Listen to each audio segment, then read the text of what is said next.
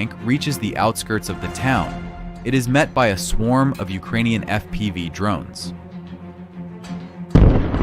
Notice that the Russian anti-drone defense, which is certainly present on their tanks, proves to be useless. Notice the smart tactics of the Ukrainian soldiers. The first drone hits the Russian tank in the engine compartment to stop it. The second drone targets the tank's observation systems mounted on the turret. And once the tank is immobilized, the third drone carefully selects a target point to set the tank on fire. The operator looks for the spot where it will be easiest to penetrate the tank's armor and ignite the space inside the turret.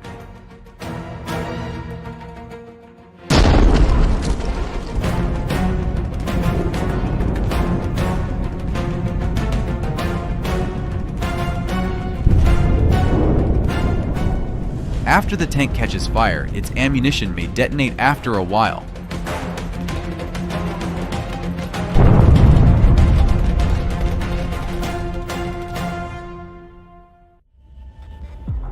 But the second Russian tank that entered the same town couldn't withstand even a single hit from an FPV drone. The Ukrainians equipped the drone with a special munition featuring an enhanced shaped charge. It is capable of penetrating the armor of any Russian tank. The drone is attacking.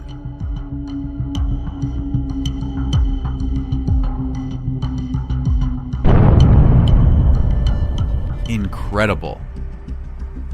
Just one hit caused all the ammunition in the tank to detonate, and its turret was blown off the chassis. You could spend a long time watching the burning remains of the Russian tank and pondering why this happened. But we are moving on.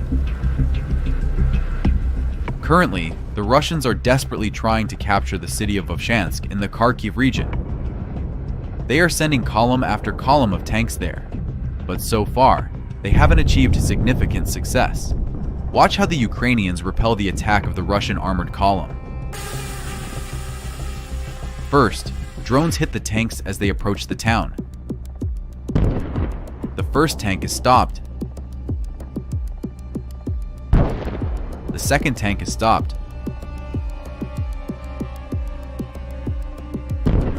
The third tank is stopped. The fourth drone hits an APC carrying infantry. They abandoned the APC and decided to take cover in the trenches.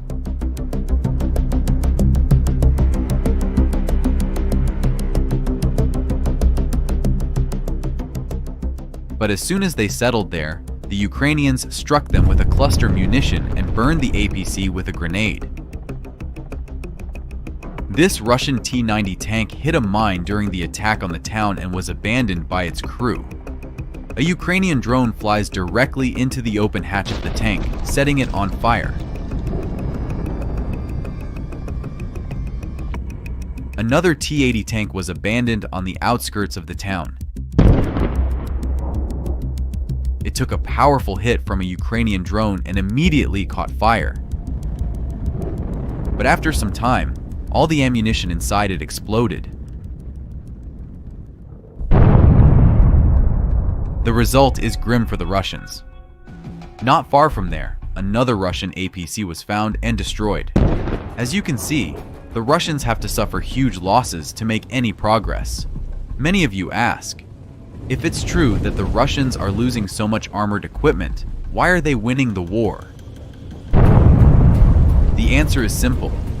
The Russians are advancing only due to their massive numbers of armored vehicles and soldiers. The Ukrainians are destroying thousands of tanks, but the Russians send thousands more into battle. They are winning by sheer numbers. That's why Western assistance is so crucial for Ukraine. Now watch what happens when Russian infantry manage to break into the town. This Russian APC delivered infantry into the town. The Ukrainians destroyed it with a single grenade, but now they need to find the group of Russian soldiers and prevent them from establishing a foothold here. Sometimes tanks handle this task well. but sometimes heavy bombs are needed. Look, in this multi-story building, reconnaissance has detected a concentration of enemy infantry. It was decided to carry out an airstrike with a precision-guided bomb. The result is satisfactory. Let's do it again.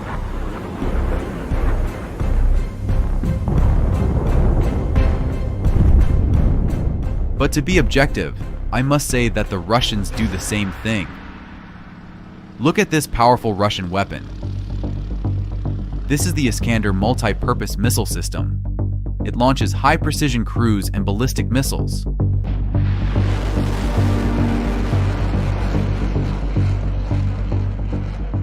The Russians never spare urban buildings and readily wipe a city off the map.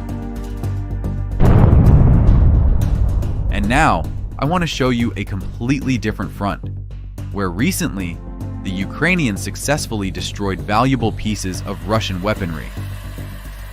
Look, this is a Russian 2S-19 self-propelled howitzer. It can launch shells at a distance of over 25 kilometers. One of these howitzers was hit by an FPV drone in the Donetsk region. The howitzer caught fire, and the Russians started to panic.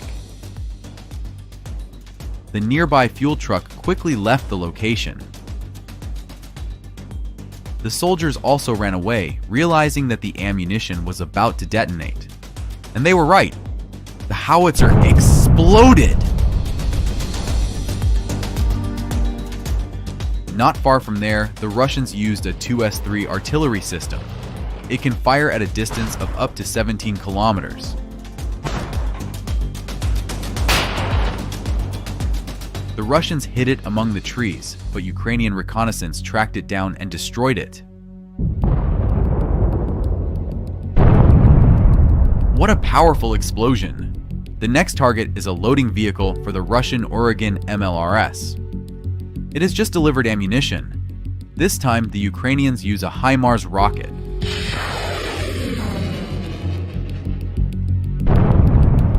A precise hit. The ammunition starts detonating and the location is destroyed. And this is a more expensive target, the Russian Buk M3 air defense system. This weapon is dangerous for Ukrainian aviation and can shoot down fighter jets within a radius of up to 25 kilometers. To hit this important target, the Ukrainians used a kamikaze drone with a powerful warhead. After the hit, the Buk M3 burned until it was completely disabled.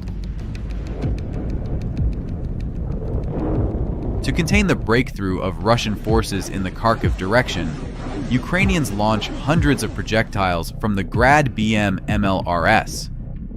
But unfortunately, the Russians tracked it and destroyed it using the Lancet kamikaze drone.